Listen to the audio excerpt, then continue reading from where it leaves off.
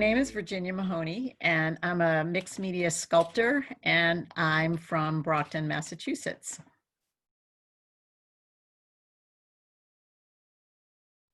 I'm a mixed media sculptor, but I'm really fascinated with repetitive things and also ambiguities, especially with words, how a word can mean like 5 different things in different circumstances, and also how the sort of mix up can happen, what creates this kind of ambiguity in the first place. But also, I really like to experiment with materials, and often my work will start with a plan, but it's a very rough plan.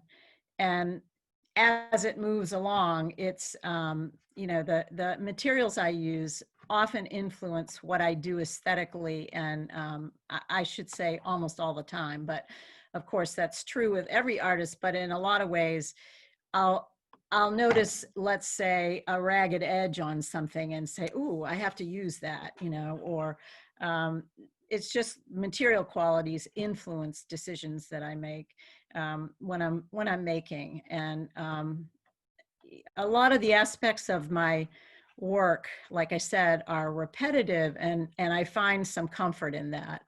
It just kind of helps ease the whatever anxiety might be happening. And I also would like to say that I am very interested in relating psychology to the body in a lot of ways. That's why I use garments, I think. I mean, I'm saying I think because I just keep gravitating towards garment forms. And I've worked in garment forms for 5 years now, I think, at least. I got an MFA in ceramics a long time ago, and I've worked in ceramics for many, many, many, many years. And but I was always interested in other things, including other things. In fact, my thesis at Cranbrook had nothing to do with ceramics. It was all just metal sculpture. But the point is, I've always been an experimenter with materials, and I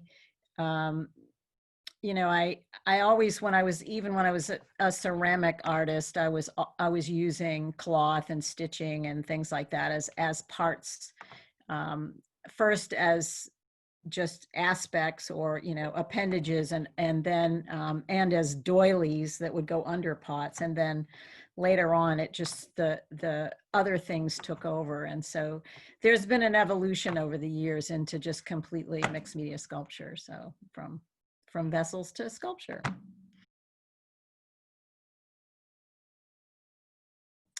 So the work I have in Created Equal, first of all, I love the title of the show. And, when I was thinking about entering, I was very reluctant, because the work that I entered is work that's really not my real work, okay? I don't even have it on my website right now, and I'm still contemplating whether I'm going to. But it all came about because of some real frustration with things going on in the world today, especially in the United States, and the leadership and the issues that I find with things that are said. And there are just so many things to say about, there's so many wonderful descriptions, I should say, of how, of what's going on. And in any case, I began to notice these phrases that would pop up a lot in the news. I have to say, someone in my household, I won't say who, not me, but really is a news junkie, okay? So there's often CNN or something like that in the background. And so I would, just hear these phrases and say, gee, that's worth, like, maybe I can use that as a hashtag or a title or something. And so I began to collect these lists, and I have some lists of things here, just lists of phrases. I have tons of them. I have like a whole pile of them here, and then it occurred to me that, well, I could, what could I do with these? I could embroider them somehow. And it actually, um, you know, the first one I did was on a piece of cloth. And then I decided I had also been doing some just little casual, very casual, abstract watercolors, just playing around. And I began to realize that maybe, okay, I could stitch these on paper and see how that looked. So, you know, I mean, I just have these, I have some samples here. I have like these just examples of just random watercolors. And, you know, so here's one. And on the back, I've written, I don't know if you can see this. Wait a minute. Hold on. See, I've written something. And then what I do, this is one of the phrases. And then what I'll do is I'll poke holes in the, I don't know if you can see it here, but I'll poke holes in the cloth, in the paper, and then I stitch it. So, and I have, sorry to do this, but I wanted to show you. I have a whole stack.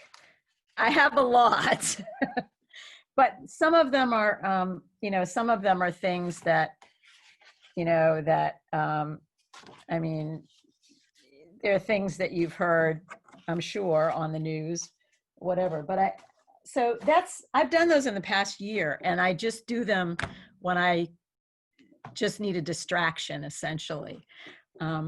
So, you know, I guess, yes, they're part of my oeuvre, but I don't, they're different. And I think they're going to influence me, or they already may already be influencing my work.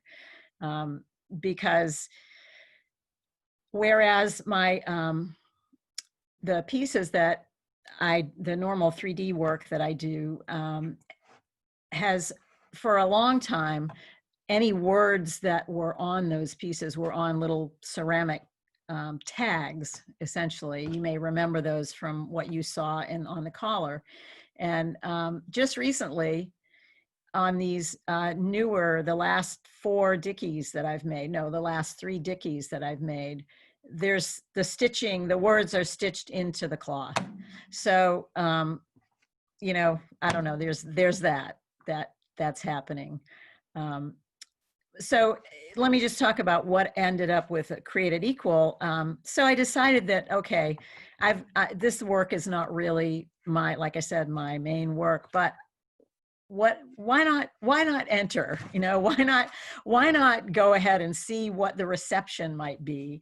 And I was really surprised and excited when all 3 works that I entered got in. So I really, you know, I have a lot of appreciation to send to Liz and Jill, the curators, for the jurors rather, for you know, for choosing my work and giving me a little confidence in that work. So the show, I think, I haven't been to see it in person yet.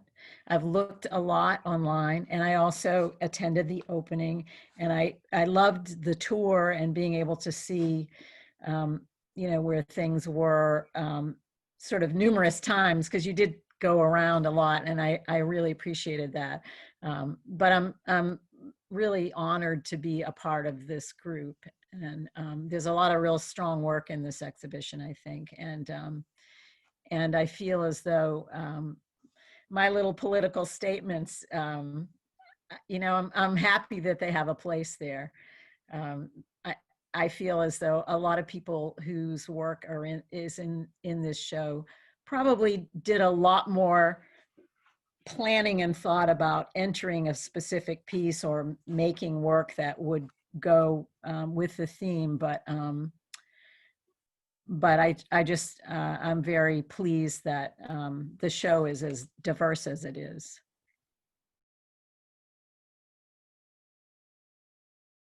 So just one other thing I wanted to say is I'd really like to thank the Arlington Center for the Arts for the membership that you've offered all the artists. I think that's so generous and nice. That was a really nice thing. So I feel like, you know, you're doing an awful lot to promote this show and sort of promote the artists, and I really appreciate it. Thank you.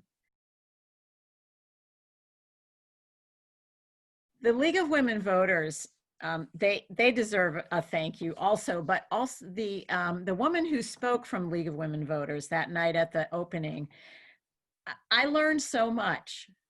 I really learned a lot. And so it was very educational in that regard. And I appreciated that quite a lot. So.